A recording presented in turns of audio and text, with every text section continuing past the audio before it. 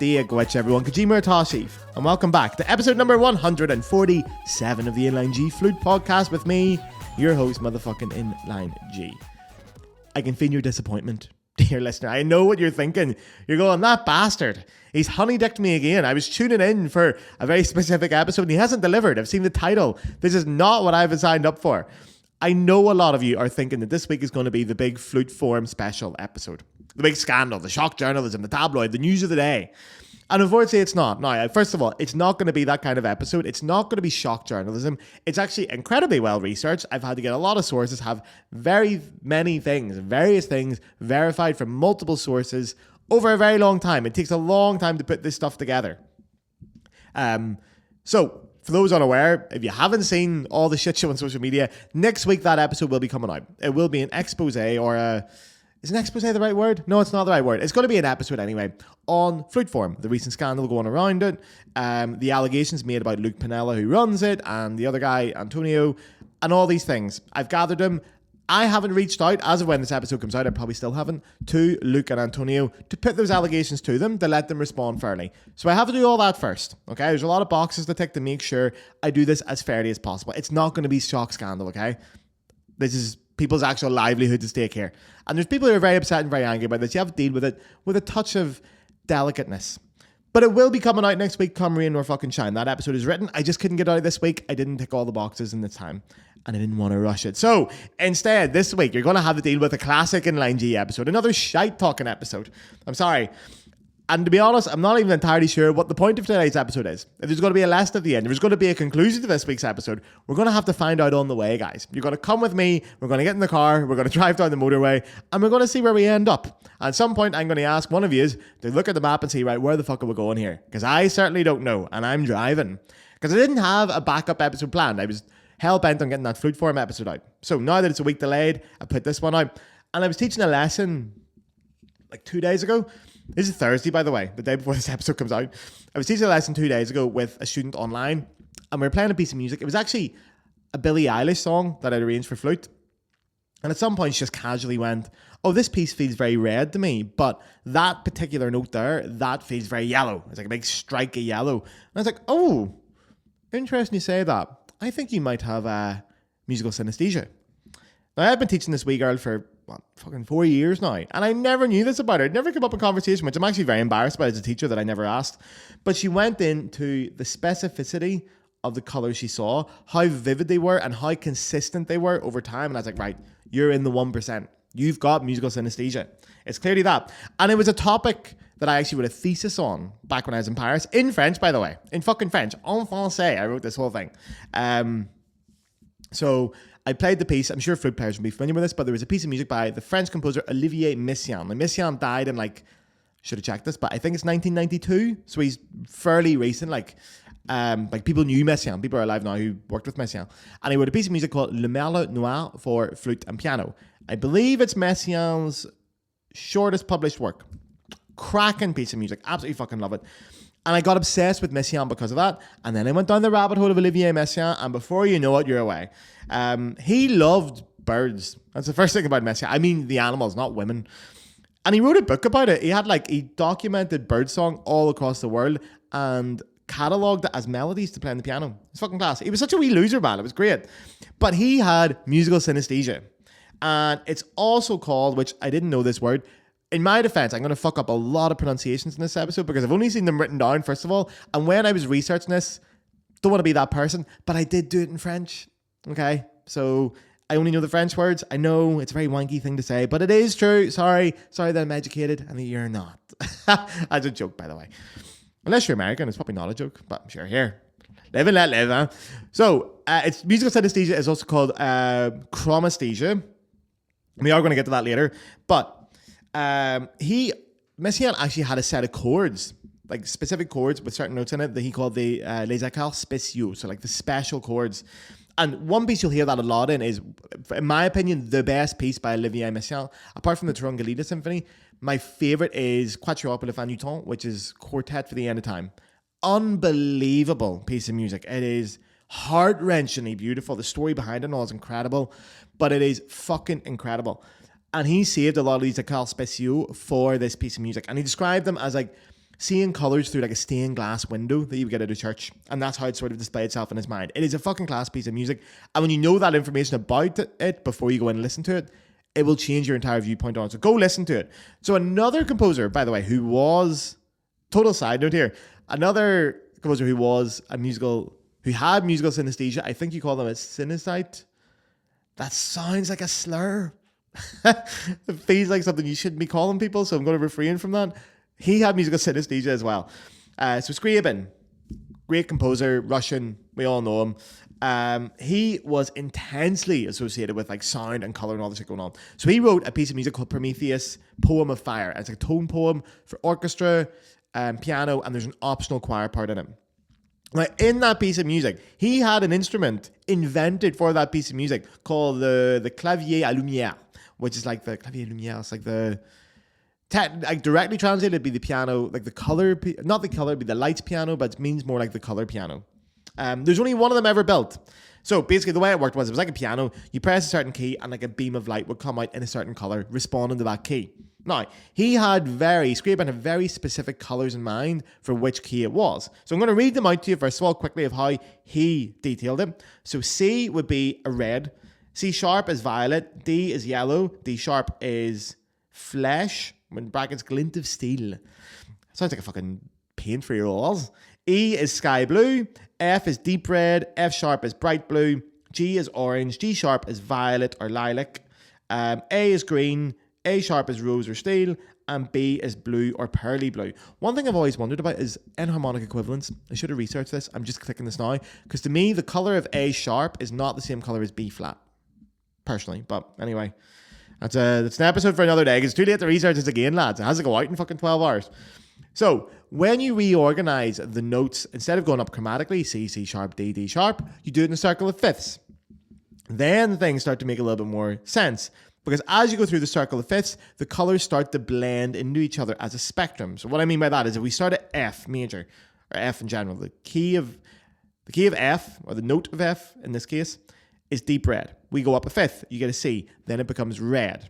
Then we go up a fifth to G, which becomes orange, and then to D, which is yellow, and then to A, which is green, and the colors bleed into each other. So the green after will become sky blue, then bright blue, then violet, then lilac, then flesh, then rose. And that was going up in fifths.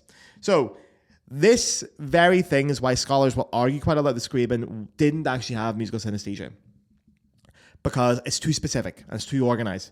And he was influenced by theosophy a lot, which is this like very symbolic way of thinking that popped up in the sort of 1800s, which sort of, it looked to uncover the secret untold truths of the world and all that kind of shit. It is a very philosophical thing and had a lot of merit towards it, but it kind of died out. But the real idea, the core principles of it is like everything in the world is connected. Reality has multiple planes. You've probably heard that. You've seen it in sci-fi shows like the astral plane and the spiritual plane and blah, blah, blah. And that humans gain access to higher knowledge via art.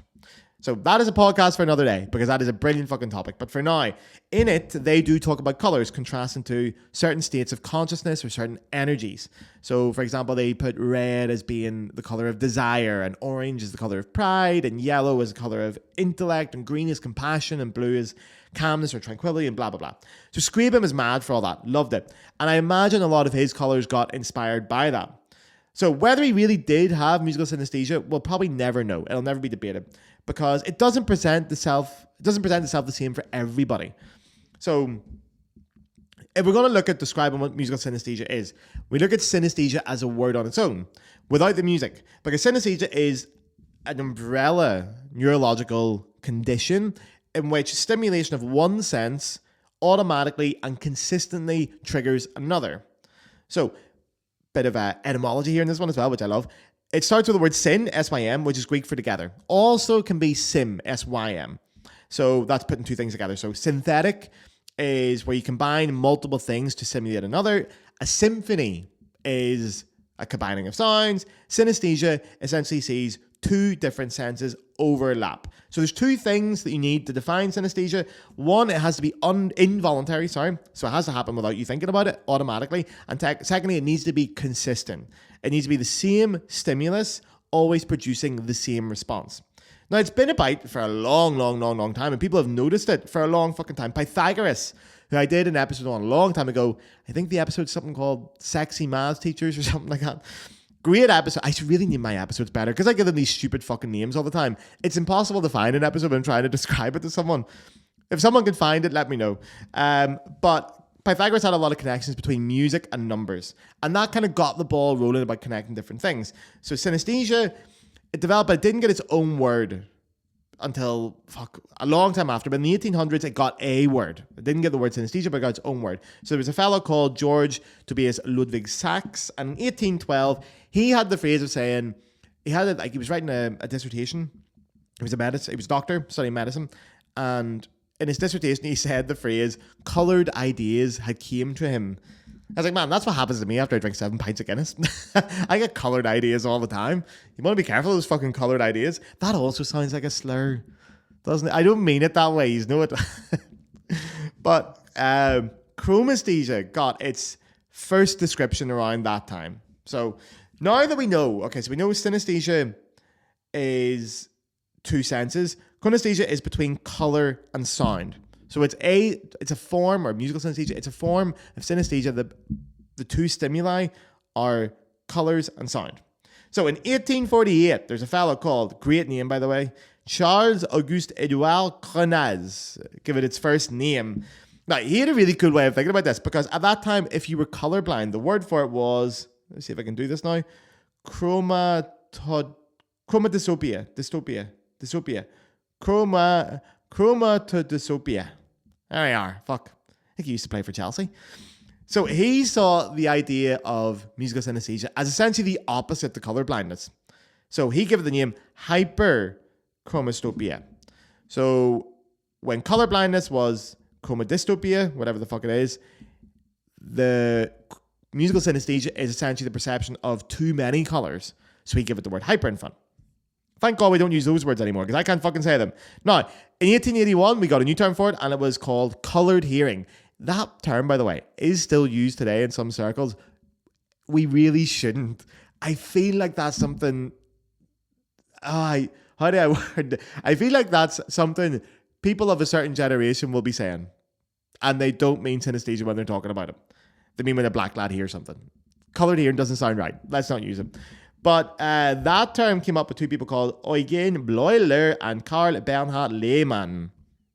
So, actually, they were fascinated on this. They wrote this whole paper on this, and they wrote a thing about secondary sensations. So to sort of go along the normal 5 senses that we have, secondary sensations running beside it, and they wrote a whole paper on. There was 6 of them, 6 different types. I'm going to run through them quickly because it is fucking class, by the way. I didn't know any of this until I started researching them. So they have a thing called visual secondary sensations. They call them photisms. So that's seeing colors, shapes, or light patterns. So that also is linked to synesthesia. That would be the one where musical synesthesia comes into it. That could be an example of that is hearing a note and seeing a color. Exactly that. Auditory secondary sensations is another one. That's phonisms. So that's hearing sounds triggered by a non-auditory stimuli. So that could be the opposite, actually. That could be seeing a color and hearing a sound, which... I was reading about this, by the way. There was one person who suffered, one documented person who had, suffered is not the right word, well, in this case it actually is, who had musical synesthesia in both directions. So they would hear a sound and picture a color, but if they saw a color, they would hear a sound. And that was apparently highly destructive to their daily life. They couldn't get on with anything, because as soon as they saw a certain color, their brain would play a sound in their head. Apparently it was fucking awful. One documented case of that. Awful. The third one is gustatory secondary sensations. So that is tastes evoked by words, sounds, or visuals. We've probably had that a wee bit ourselves. You know, when I hear that song by Rupert Holmes, Escape, the Pina Colada song, man, I can taste a Marlboro cigarette and a big fucking lovely Aperol. Straight away.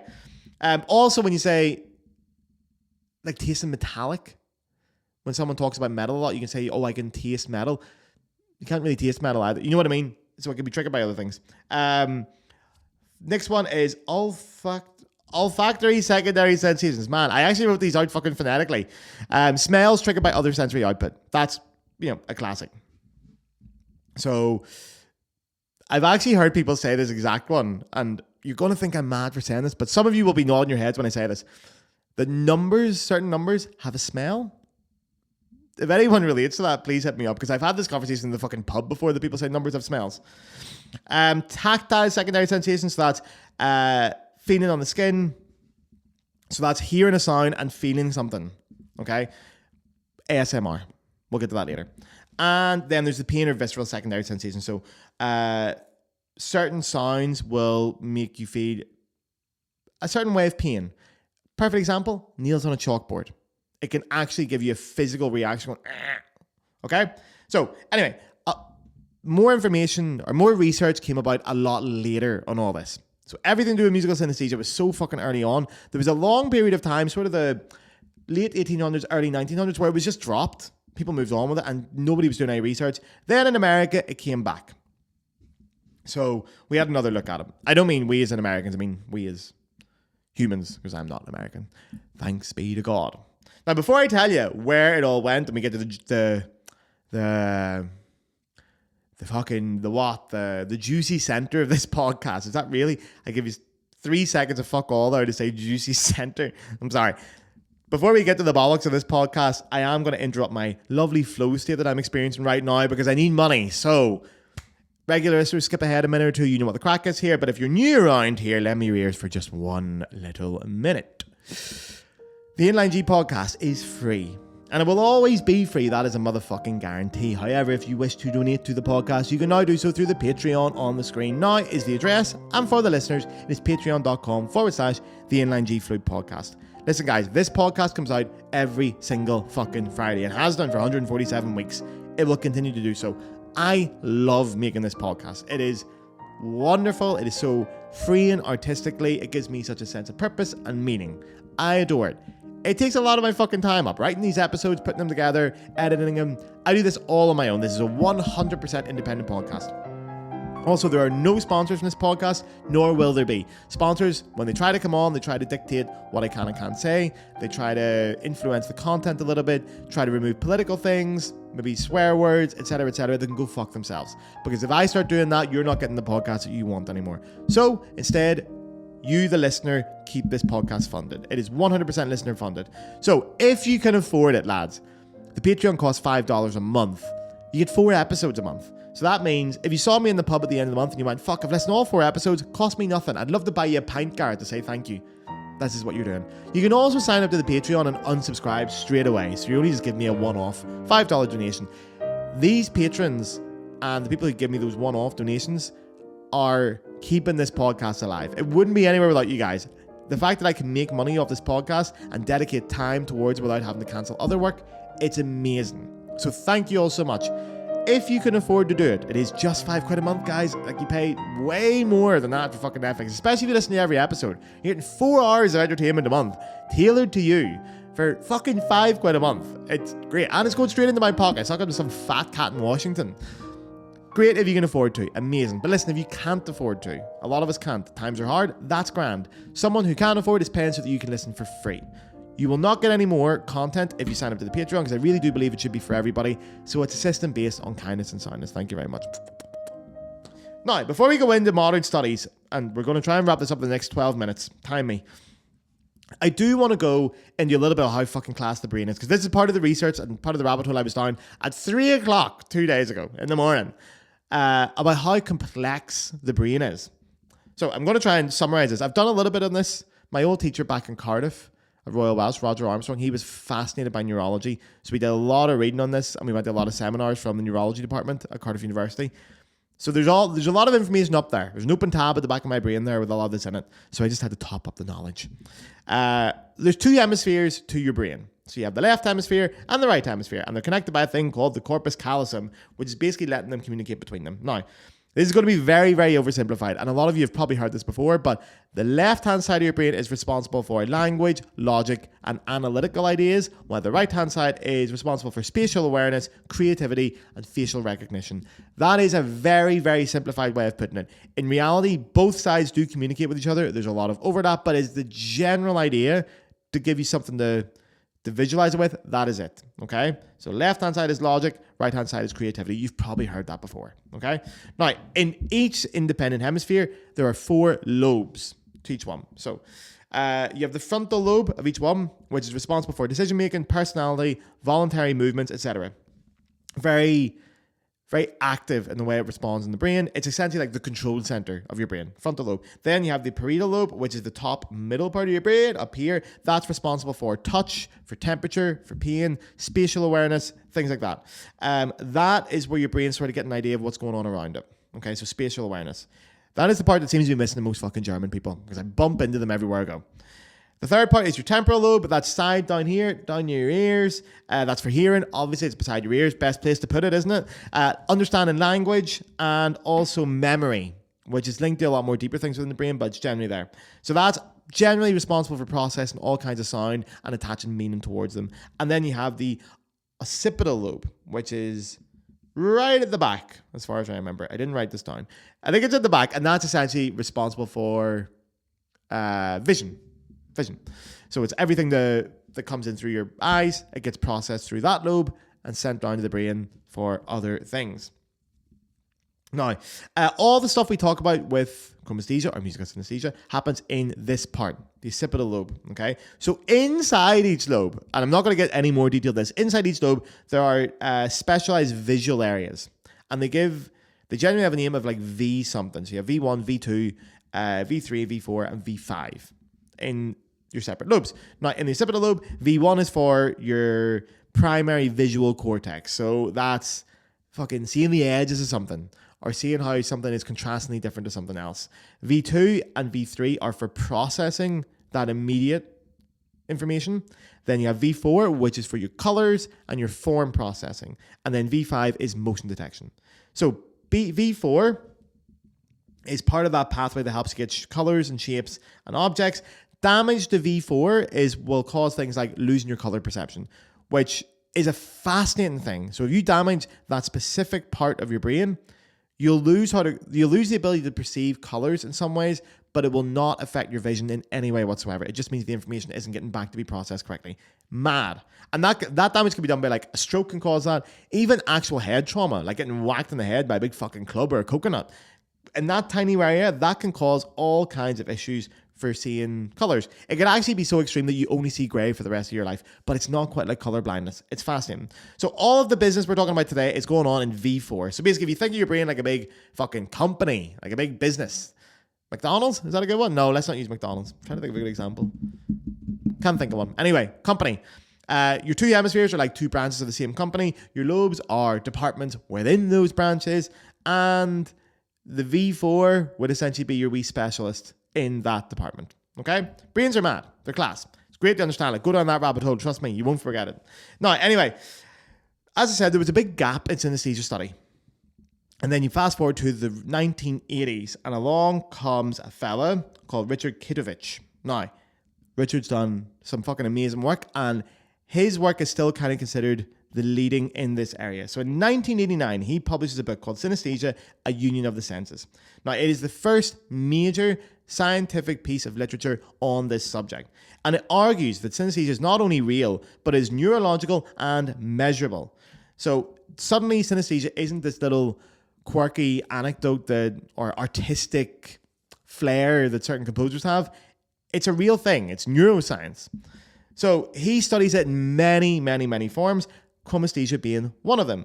And this became the standard term. Now, as of that 1989, chromesthesia sort of replaced musical synesthesia. We use both, but that one, certainly in academic circles, is taken over because of Richard.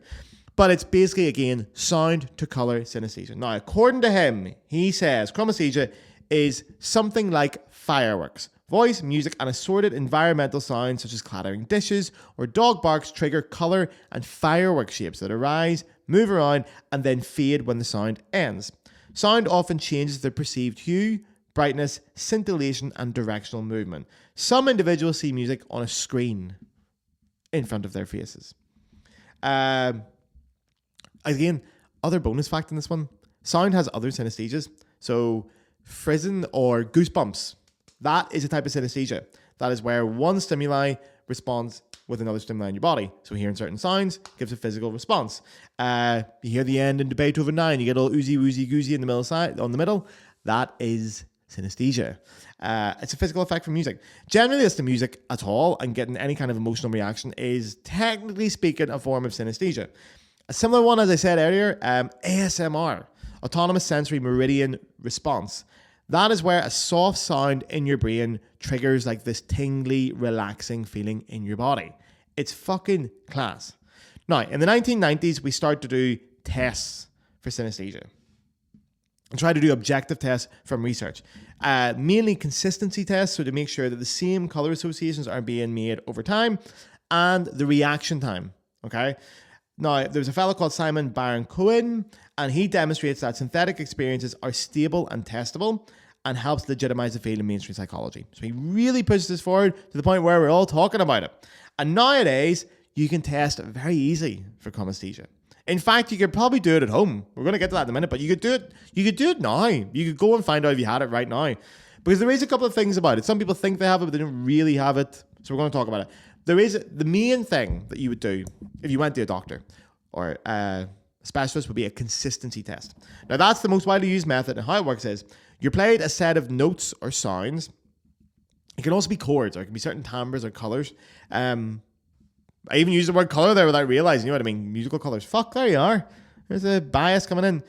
So every time you hear a sound, you're going to pick a color. Usually you have like a digital color picker, and you repeat the test a couple of hours later. Then you repeat it a couple of days later, and you repeat it a couple of weeks later. And what they're looking for is to make sure it's, first of all, extremely consistent. So the same or identical colors with the same sounds every single time. And also to make sure there isn't as much variation. Okay, because non-synthetic, there's the word there, synesthetes. I don't like that, lads. Again, feels like a slur. And that's the last thing I need. Considering next week's episode coming up, the last thing I need is a legal case for slurs in this podcast against people who have musical synesthesia. People who don't have it will have variation within it. So that shows that you might make some comparisons in your head, but you don't have synesthesia, okay? Now, there is also one, like a speed test, which we'll bring into that. So you hear the sound and you quickly have to choose its associated color and then measure the reaction times. Now, that is basically to make sure that you're not spoofing. You're not making it up. Because people who have actual synesthesia will respond very, very quickly. Other people will consider the reaction times and consider their answers. So it will slow down. Hesitation will then penalize you, essentially. Now you have an interference type test as well. This one's class, by the way. This one is class. So you're shown, I would love to do this. You're shown a color that conflicts with your internal association. I think I've seen these tests on TikTok and stuff like that. So you hear a note that you see as blue, or a piece of music or a chord that you would traditionally associate with blue, but then you're shown a red patch and you're asked to name it. So people with genuine musical synesthesia will have slower response times and they will experience a lot of interference within that because it really will fuck with what's going on. People who don't can separate them very easily because within musical synesthesia, that internal color is going to clash with reality, which really fucks them up. And the most advanced one is brain imaging. We have a thing called fMRI scans, and they show cross-activation between auditory areas and visual color processing areas. So the two parts of your brain, they're going to be looking up, they're going to do the test on you and see if they both light up at the same time. Essentially that. And that does prove that it's neurological and not imagined, which is true. It's all been done. And again, you can do this at home, lads. Get a friend. It's probably better to do it this way. Get a mate, get them to put together a playlist of 10 notes or 10 little sections or 10 chords, anything, play them for you, record what colors you see, get them to come back in a few weeks and do the same thing and see if you've got the same answers. And if you have, maybe it's time to start thinking about being a composer. So, do you know what, lads? We're at 28 minutes. I am out of runway. I talked about it earlier. I don't know where I'm going to go from here in this podcast. Again, I haven't had the time to really work out if there's a point to all this. So, we've got to the end of the podcast. I'm not really sure. I know there's a moral point to this or a point at all. Maybe there is. Maybe I'm a great believer in general that with my students, we teach music and art, not just technique. So technique is something we develop to allow us to effectively express ourselves through music or to tell the story that we want to tell. But it is a means to an end. And when we understand every single aspect of flute playing and why we do it, the goals are suddenly a lot easier to achieve. Instead of just saying, practice your fucking skills, say, well, why do you practice your scales? And what musical purpose is it going to have in the end? And that's artistry. So when you complain next time, dear listener, about having to practice G flat major, imagine all the fucking lovely dark purple tones and colors that you're going to miss out on because you can't get your fingers around B flat and A flat. All right? And that's without synesthesia. Like you take all that impressionist stuff, you know, the French period of Debussy and Ravel and all that stuff around there, and Monet as a painter.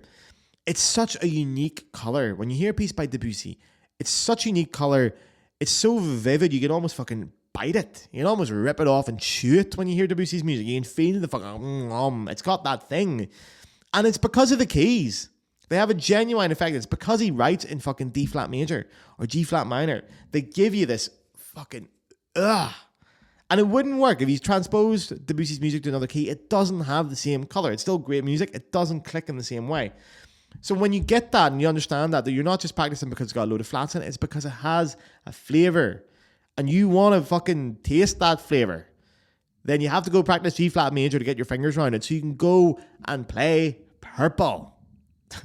So when you get that, practicing almost feels like learning a language to me.